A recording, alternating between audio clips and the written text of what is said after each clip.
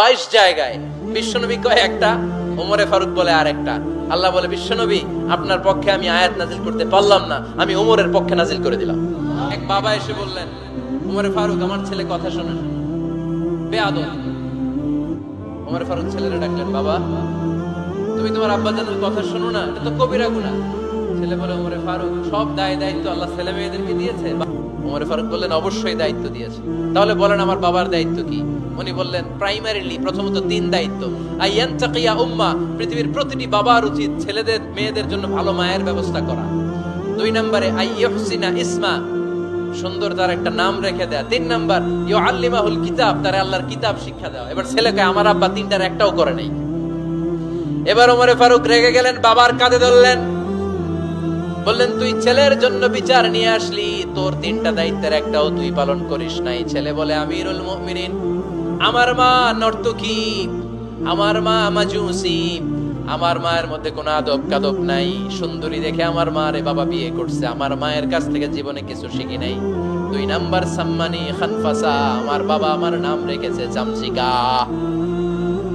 কি নাম রাখছে? এটার নাম হইলো একটা, এরকম উল্টাপাল্টা নাম আছে না? নাই না, এগুলো রাখবেন না।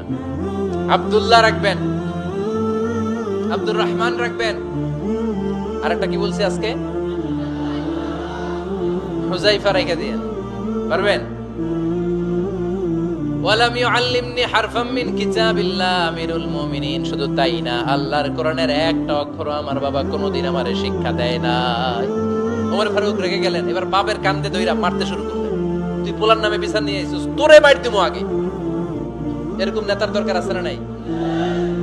মদিনায় এক লোক তার বউরে রাগের চোটে 100 তালাক দিয়ে ফেলছে। কয় তালাক দেয়ার নিয়ম কয়টা? দিছে কয়টা? এবার স্ত্রী কাঁদতে কাঁদতে এসে বলে, আমিরুল মুমিনিন দেখেন, আমার স্বামী আমারে রেগে মেগে 100 তালাক দিছে। ওমর ফারুক বললেন, দইরা নিয়ে এটা নিয়ে আসা হলো। ওমর ফারুক বললেন, কয়টা তালাক দিয়েছো? কয় 100টা। কেন দিছো? কয় মাথা গরম আছিল। এরকম আছে না? তালাক দেওয়ার সময় সব তালাক, তুই তালাক, তোর মা তালাক, তোর বোন তালাক, সব তালাক। তালাক দিবে ওয়াইফ রে, দিতেছে সবাই রে। ওমর ফারুক বললেন, দিবে 3টা, 100টা দিলা কেন? কয় মেজাজ গরম ছিল। কয় দাঁড়া, আত-তালাকু মিন শাআইরিল্লাহ, তালাক হচ্ছে আল্লাহর দেয়া বিধানের একটা নিদর্শন, এটা নিয়ে তুই খামখেয়ালি করলি। আমার রায় শোন, আমার রায় হচ্ছে 3 তালাকে তোর বউ তালাক, বাকি 97 তালাক তোর পিঠের উপরে পড়বে। এরকম বিচারের দরকার আছে না নাই? এরকম দৃষ্টান্তমূলক বিচার যদি বাংলার জমিনে দেয়া হতো, আর কোন নারী ধর্ষিতা হতো, আর কোন নারীকে অ্যাসিড মারা হতো, আর কোন নারী যৌতুকের জন্য কান্না করত? একটা অমর লাগবে, বেশি না। কয়টা লাগবে? তিনি গভর্নর সিস্টেম চালু করেছিলেন, governor system, Islamic state. Bahrain, ইয়ামান, মিসর, কুফা, বসরা, মক্কা, মদিনা, এই 7 জায়গায় 7 জন গভর্নর পাঠিয়েছেন, তাদের থেকে তথ্য নিতেন। এই গভর্নর সিস্টেম উনি বানিয়েছেন। সাইয়েদনা আমর ইবনে আল-আস রাদিয়াল্লাহু তাআলা আনহুকে পাঠিয়েছেন মিশরে। মিশরে একটা দৌড় প্রতিযোগিতা হতো। ওই দৌড় প্রতিযোগিতায় আমর ইবনে আল-আস রাদিয়াল্লাহু তাআলা আনহুর ছেলে অংশগ্রহণ করেছে, কিন্তু এক মিশরি ওই দৌড় প্রতিযোগিতায় চ্যাম্পিয়ন হয়ে গেছে। রানার্স আপ হয়েছে আমর ইবনে আল-আসের ছেলে। এবার মিশরি ফার্স্ট আর গভর্নরের ছেলে সেকেন্ড। রাগের চোটে আমর ইবনে আল-আসের ছেলে ওই মিশরির মাথার মধ্যে কয়েকটা বাড়ি মেরেছে। মিশরি বলে, আমার মাল্লা কেন? তুমি খেলায় পারো না, আমারে মাল্লা কেন? কয়, আনা ইবনুল আকরামিন, আমি গভর্নরের পোলা, আমি যা বলবো এটাই হবে, আমার উপরে কথা নাই। মিশরি ওইখানে আর ঝগড়া বাঁধায় নাই, মনে দুঃখ নিয়ে মদিনায় চলে আসলেন।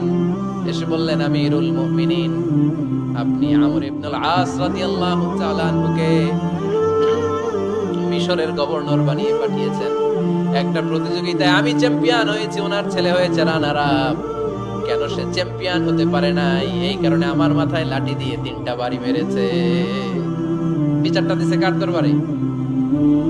কথা বুঝেন নাই বোধহয়? ওমর ফারুকের দরবারে। ওমর ফারুক বললেন, তাই আগামী বছরের অমুক তারিখ আমি সব গভর্নরদেরকে ডেকে হিসাব নিতে, ওই দিন তুই থাকবি, পারবি না? মিশরে বলে, পারবো মানে অবশ্যই পারবো। ওই দিন 7 রাজ্য থেকে 7 গভর্নর হাজির, গভর্নরদের ছেলেরাও হাজির, মিশরীয় হাজির। 7 গভর্নরের কাছ থেকে 7 এলাকার খোঁজ খবর নেয়ার পরে ওমরে ফারুক বললেন, আইনাল মিসরি, মিশরী লোকটা কই, এদিকে আয়। মিশরী সামনে আসার পরে বলল, আমর ইবনুল আস, তুমি মিশরের গভর্নর, তোমার ছেলে সহ তুমি আসো। আমর ইবনুল আস এসে সামনে বসে রইলেন। এবার বললেন, ও আমর ইবনুল আসের ছেলে, তুমি নাকি ইবনুল আকরামিন গভর্নরের ছেলে, তুমি যা বলবা মিশরে নাকি তাই হবে, তোমার নাকি অনেক দাপট। নিজে একটা লাঠি এনে মিশরীর হাতে দিয়ে বলল, এবার তোর মাথায় যতটা মারছে তুই ততটা গুনে গুনে মার, আমি দেখবো। আমর ইবনুল আস দেখবে, আমর ইবনুল আসের ছেলেরে তুই এখানে মার।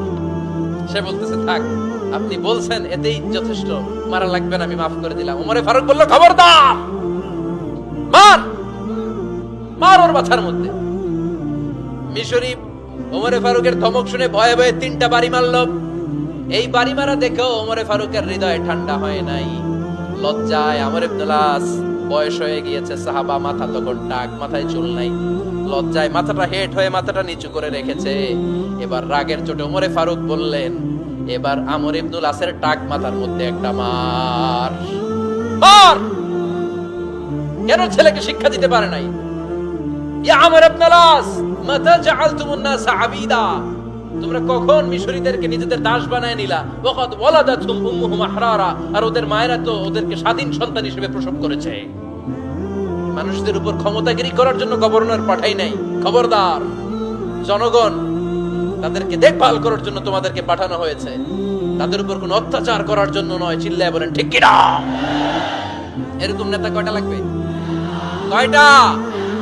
ওই নেতার নাম কি? ওমর। হা হুয়া ইয়াতি ওমর। 22 জায়গায় বিশ্বনবী কয় একটা, ওমরে ফারুক বলে আরেকটা। আল্লাহ বলে, বিশ্বনবী, আপনার পক্ষে আমি আয়াত নাজিল করতে পারলাম না, আমি ওমরের পক্ষে নাজিল করে দিলাম। বিশ্বনবী বলতেন, ইন্না লিকুল্লি উম্মাতিন মুহাদ্দাস, সব উম্মতের মধ্যে, সব নবীদের উম্মতের মধ্য থেকে একজন করে আল্লাহ তাকে মুহাদ্দিস বানাতো। মুহাদ্দিস না, মুহাদ্দাস। মুহাদ্দাস মানে এমন লোক যিনি যা ভাবতো ওই ভাবনাটাই আল্লাহ আয়াত হিসেবে নাজিল করে দিতেন। বিশ্বনবী বলেন, আমার উম্মতের মধ্যে মুহাদ্দাস হচ্ছে সাইয়েদনা ওমর।